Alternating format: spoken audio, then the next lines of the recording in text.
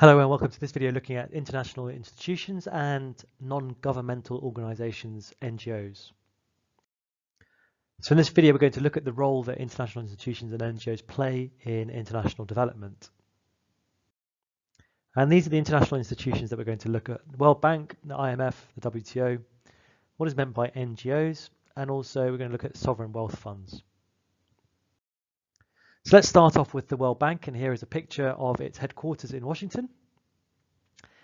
So the World Bank is made up of two main institutions, the International Bank for Reconstruction and Development and the International Development Association. Their primary aim is to reduce poverty in middle income and credit-worthy poorer countries. The International Development Association focuses exclusively on the world's poorest countries. The World Bank provides grants and low-interest loans to help development. It also offers advice on economic policy and technical assistance to developing countries. It helps coordinate projects that are taking place in developing countries with governments. So here is their website, and we can see that under the What We Do title, the World Bank has set two goals for the world to achieve by 2030: end extreme poverty by decreasing absolute poverty to no more than 3%, and promote shared prosperity through income growth at the bottom 40% in every country. They provide technical assistance. They're not a bank in the ordinary sense, but a partnership to reduce poverty and support development. So this was established in 1944. Their headquarters are in Washington, and they operate in more than 120 countries throughout the world. Now we're going to look at the International Monetary Fund. So this was founded in 1944 as well. And it's a slightly different organization. It's not a bank here to finance projects as such, but it's an organization trying to improve the global financial system, essentially. So trying to facilitate international trade, promote employment, and reduce poverty around the world. Importantly, and this is probably perhaps what it's most famous for, the IMF provides finance to member country governments when they're suffering economic difficulties. And the assistance they provide always comes in the forms of loans, mainly, and also training. So the IMF has the capacity to lend up to $750 billion, and it's funded mainly by the EU, USA, Japan, and China. Now, the decisions made at the IMF are based on a voting system that's not directly linked to how much money each country has put in. And developing emerging market countries often argue that the IMF requires reform, given the changing balance in the world economy, particularly over voting rights.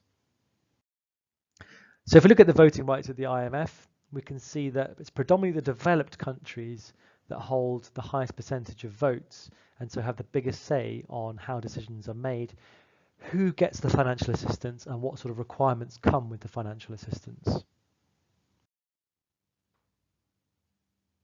So these are the key roles of the IMF, and we've mentioned many of these already.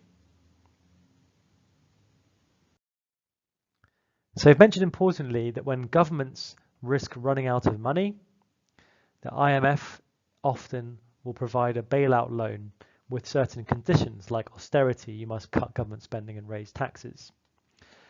These are governments recently that have received IMF loans, and often the IMF can be quite necessary but also unpopular in these circumstances.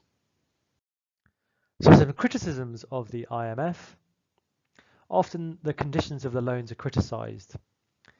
So the IMF will often give a loan on the condition of the implementation of certain policies, for example, reducing government borrowing, higher interest rates, allowing certain underperforming firms to go bankrupt.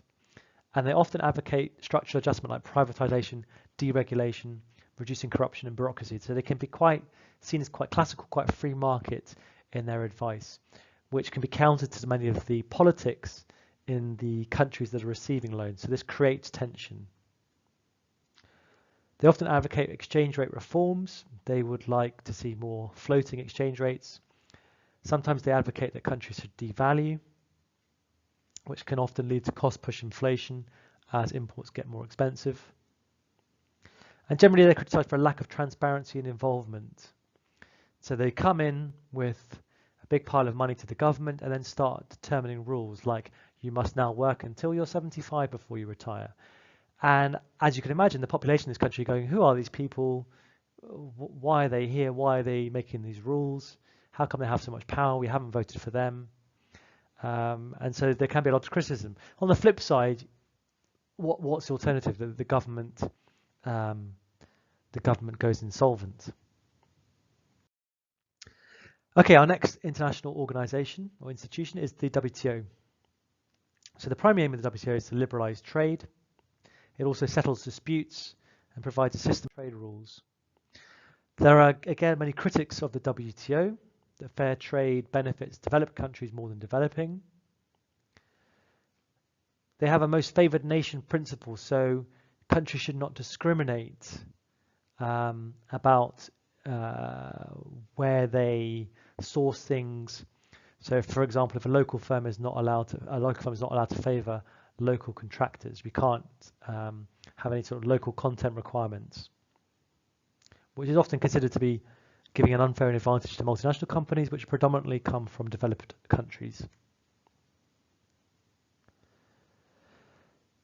A big bone of contention is agriculture at the WTO. A lot of developing countries would like to have access to developed countries' markets, but we see that often the US and the EU retain high tariffs on developing countries and subsidize their own farmers to keep these important strategic industries. WTO would promote free trade and specialization, but often we have many critics of specialization, particularly when it occurs in primary products. Often the WTO is criticized for not really considering the environmental impacts of global trade. And it's often criticized for being undemocratic.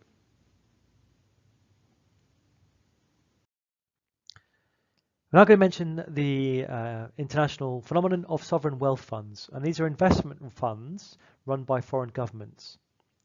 So, for example, China, Singapore, Dubai, Norway, a lot of countries that have made significant revenue from exporting through public sector organizations have built up a sizable amount of money.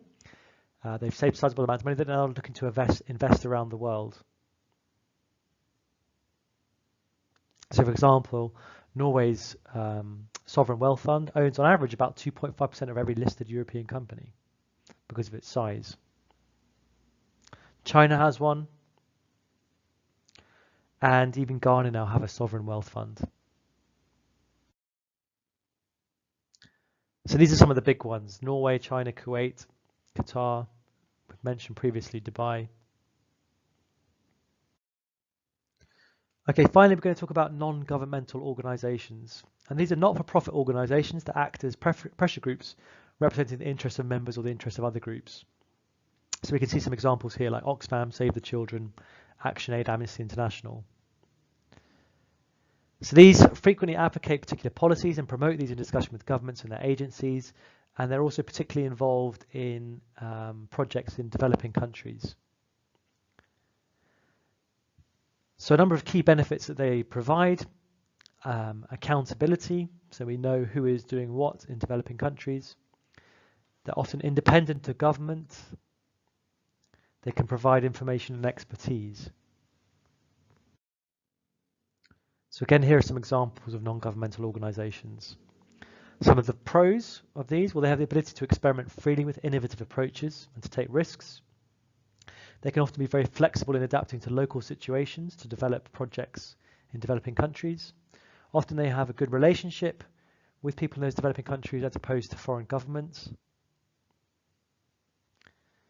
They are often seen better at communicating with civil society and often possess many experts, highly motivated staff who want to make a difference and have fewer restrictions in operating than governments. On the negative, they're often seen as quite paternalistic or perhaps patronising, and often create dependency from that developing country on their services. They can sometimes be quite restricted or constrained in the way they approach a problem. Sometimes an idea they may have may not be able to be replicated in other markets because it's very specific for that particular developing country. Sometimes they get quite possessive over the countries or the areas in which they're operating and don't work alongside other agencies and governments. And there have been instances occasionally of people working for these organisations acting unethically. So in this video, we've looked at various international institutions and non-governmental organisations and their roles in international development. That's it. Thanks very much for listening.